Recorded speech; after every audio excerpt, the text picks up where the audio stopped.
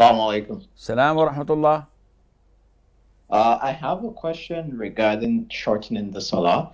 So I am a geologist, and due to my work, I travel 2 weeks to a camp that is maybe 400 kilometers from where I live, and then I spend 2 weeks there, and then I come back home for 1 week, and then that's how my schedule is. So I was wondering, while I am at camp, do I shorten my salah or do I not shorten my salah? The camp is fixed in one place or it moves from one place to the other? It would be fixed throughout my contract. Okay, and you would have your own room that you settled in? Yes, I have a room that I share with someone, but I pray in. So far from my last week that I was working, I was praying in my room. Yeah, but I mean, it is your fixed room, room number 205, for example. This is your fixed room. So you go back home for a week or two, you come, you find your room, your clothes, your things. No, when I come back, depending if someone that I switched my rotation with is in the room, I might be in a different room with different roommates. Okay, Or alone. I will answer you, inshallah. The rule of thumb is that whenever a person leaves his hometown's border or city limits on a journey, and 400 kilometers is a distance of a journey, then this person is labeled and classified as a traveler. Anyone who calls home, "Hi, where's daddy?" "Oh, daddy's traveling." "Where at?" "Well, he went to this camp, this city, this village, this town, whatever." So you are classified as traveling. You pack your bags and you say the dua of traveling and you bid your family farewell.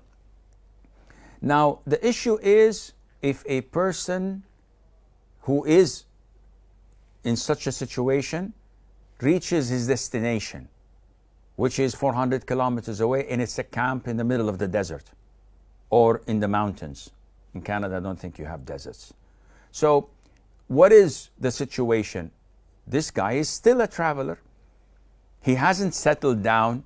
He hasn't put his P.O. box to be there. And he is commuting until the project or the assignment is over. So he is still labeled as a traveler, and he may shorten his prayers and he may combine if there is a necessity for that.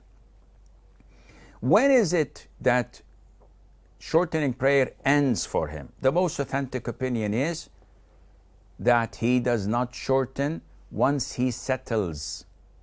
What do you mean by he settles?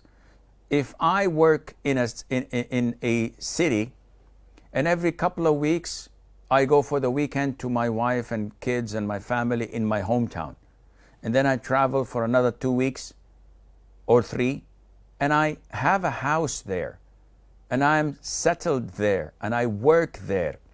Now this, I wouldn't be considered to be traveling. My hometown, I have to pray full prayers and I cannot combine. But when I go to this new location, location B, which is actually where I work, and I may stay a lot of the month, sometimes more than what I spend in my hometown. In this case, I'm also had settled in that B location, in the second location, which means that I can only shorten when I travel between these two cities or two locations. Once I reach my workplace, then I have to pray normal. Why? Because now I'm settled. I have my house, I know the times of prayers, I go to work, I sleep, I nap, it's like my home.